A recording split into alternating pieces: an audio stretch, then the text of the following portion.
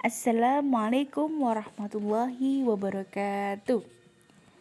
Sobahul khair, selamat pagi anak-anaknya Buria semuanya. Semoga selalu dalam lindungan Allah Subhanahu wa taala.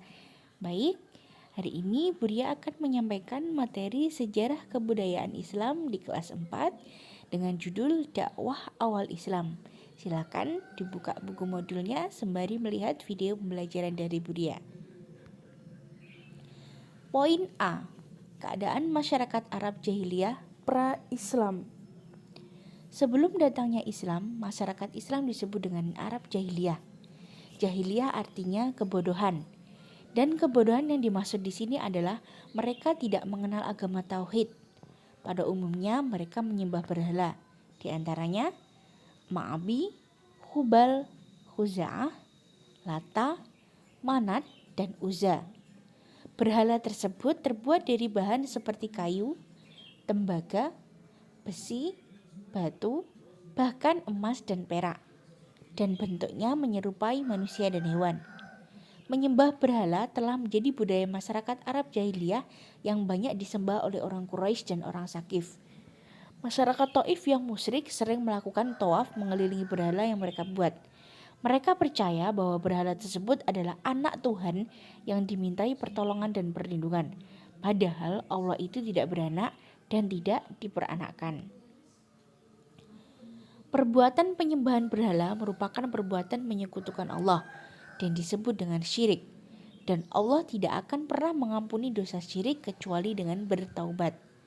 Nabi Muhammad diutus oleh Allah sebagai Nabi dan Rasul pada malam turunnya Al-Quran pada bulan Ramadan, ketika beliau sedang berdiam diri atau bertafakur di Gua Hira. Diangkatnya Nabi Muhammad menjadi Rasul ditandai dengan turunnya malaikat Jibril untuk menyampaikan wahyu. Adapun wahyu pertama berupa surat Al-Alaq ayat 1 sampai dengan 5. Poin B. Dakwah Nabi Muhammad SAW. Rasulullah memulai dakwah setelah turunnya wahyu yaitu surat Al-Mudaththir ayat 1 sampai 7 yang berisi perintah Allah untuk melakukan dakwah. Dalam dakwahnya Rasulullah menjelaskan bahwa menyembah berhala adalah perilaku dosa. Allah lah satu-satunya Tuhan yang harus disembah dan dimintai pertolongan. Rasulullah dalam berdakwah menggunakan dua strategi, yaitu pada dakwah pertama dilakukan secara sembunyi-sembunyi atau sirri. Rasulullah mengawali dakwah secara sirri atau sembunyi. Strategi ini dipilih karena saat itu kekuatan Islam masih lemah. Beliau mengawali dakwah dengan mengajak keluarga terdekatnya. Dakwah secara sirri dilakukan selama 3-4 tahun di rumah Arqam bin Abil Arqam. Semua kerabat Rasulullah masuk Islam secara sirri untuk menghindari ancaman atau siksaan dari kaum Quraisy. Adapun orang-orang yang masuk Islam diantaranya adalah Khadijah, Ali bin Abi Thalib, Abu Bakar As-Siddiq, Ummu Aiman, Utsman bin Affan, Zubair bin Awam, Sa'ad bin Abi Waqqas, Thalhah bin Ubaidillah, Abu Ubaidah bin Jarrah, Arqam bin Abil Arqam, serta Zaid bin Harisah. Dakwah yang kedua dilaksanakan secara terang-terangan. Dakwah ini dimulai setelah turunnya firman Allah yaitu surat Al-Hijr ayat 94. Walaupun masih banyak mendapatkan rintangan, Rasulullah tetap meneruskan dakwahnya. Dengan langkah-langkah yang dilakukan yaitu yang pertama, mengundang kaum kerabat keturunan dari Bani Hashim. Pada saat itu diceritakan ada 40 orang yang hadir dalam undangan tersebut. Walaupun banyak yang belum masuk Islam, akan tetapi ada 3 orang yang sudah masuk Islam dari Bani Hashim, yaitu Ali bin Abi Thalib, Ja'far bin Abi Thalib, serta Zaid bin Harisah. Cara yang kedua, mengumpulkan penduduk Mekah pada periode ini menyatakan masuk Islam diantaranya Hamzah bin Abdul Muthalib dan Umar bin Khattab.